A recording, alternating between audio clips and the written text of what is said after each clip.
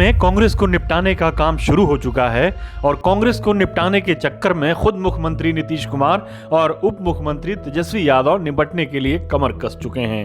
क्या है नीतीश और तेजस्वी की सियासत, आइए उस पर एक नजर डालते हैं। 2014 में नरेंद्र मोदी के प्रधानमंत्री बनने के फौरन बाद से ही विपक्षी एकता के गीत गाए जाते रहे हैं।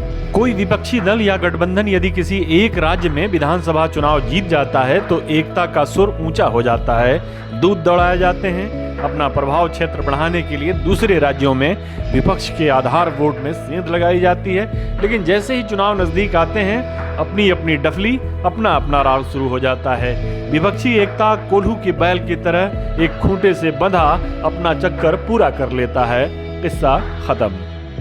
2024 का चुनाव अब बहुत दूर नहीं है। बीजेपी ने एक चुनावी बजट पेश करके अपने अभियान का अनौपचारिक तौर पर शंखनाद कर दिया है। कांग्रेस की ओर से भी राहुल गांधी की भारत जोड़ो यात्रा 2024 का चुनावी बिगुल फूंकने के लिए ही की गई थी।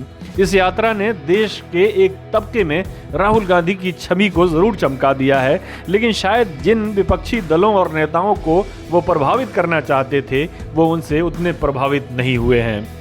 ममता बनर्जी और शरद पवार तो खुले तौर पर विपक्ष की ओर से प्रधानमंत्री पद की दावेदारी पेश कर चुके थे। महागठबंधन में वापसी के बाद नीतीश कुमार भी इस रेस में शामिल हो चुके हैं।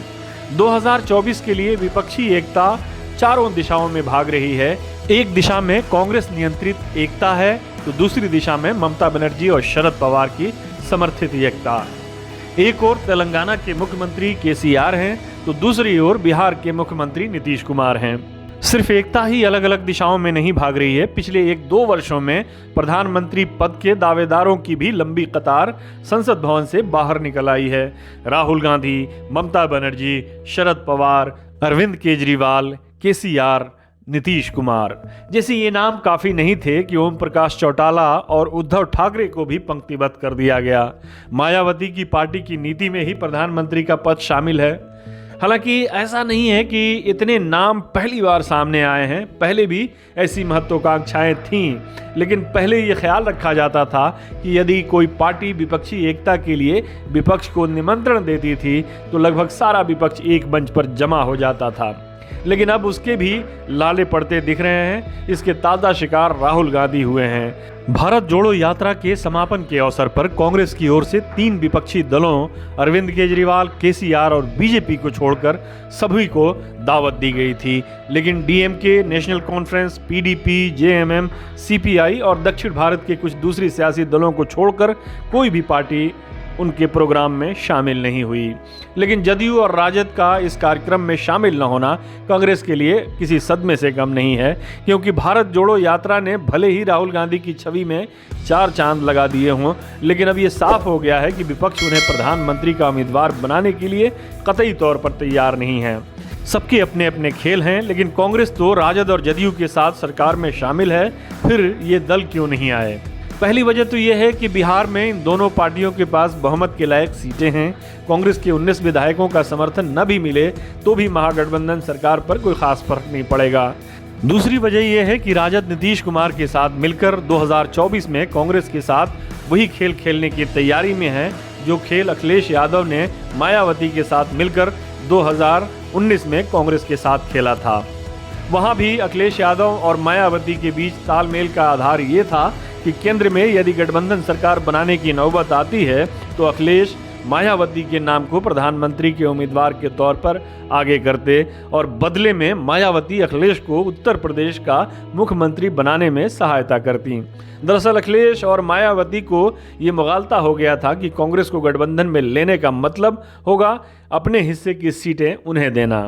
उन्हें लगा था कि कांग्रेस रहे या न रहे उनकी सीटें कम नहीं होंगी, लेकिन उसका नतीजा क्या हुआ पूरी दुनिया ने देखा।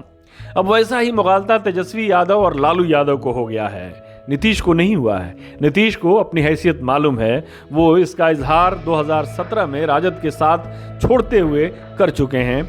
अभी उनको लालू की ज़रूरत है, इसलिए उन्होंने अपनी दावेदारी जिंदा रखी है। ज़रूरत खत्म, उम्मीदवारी खत्म। दरअसल लालू यादव अपने पुत्र तेजस्वी यादव को मुख्यमंत्री बनते हुए देखना चाहते हैं, इसलिए वो नीतीश को केंद्र में भेजकर पटना की गद्दी पर तेजस्वी को बिठाना चाहते हैं। दोनों दलों को 2024 में जितनी ज़्यादा सीटें मिलेंगी, नीतीश को पटना से दूर करने में उन्हें उतनी ही आसानी होगी। नीतीश भी कह चुके हैं कि 2025 का चुनाव तेजस्वी के नेतृत्व में लड़ा जाएगा, लेकिन कांग्रेस को गठबंधन से निकालने का अंजाम यहाँ भी वही हो सकता है जो उत्तर प्रदेश में 2019 में हुआ था। तमाम आंकड़ों को झुठलाते हुए बीजेपी उस गठबंधन को प्रभावहीन करने में कामयाब रही थी। यहाँ भी चुनाव के बाद नीतीश अपनी राह ले सकते हैं और तेजस्वी का मुख्यमंत्री बनने का सपना ही रह सकता है, और कांग्रेस को निपटाने के चक्कर में खुद ही इनके निपट जाने का अंदेशा है। हमारे साथ जुड़ने के लिए आपका शुक्रिया। हमारा वीडियो पसंद आए तो इसे लाइक करें, हमारे चैनल को सब्सक्राइब करें और कमेंट बॉक्स में जाकर अपनी राय ज़रूर दें।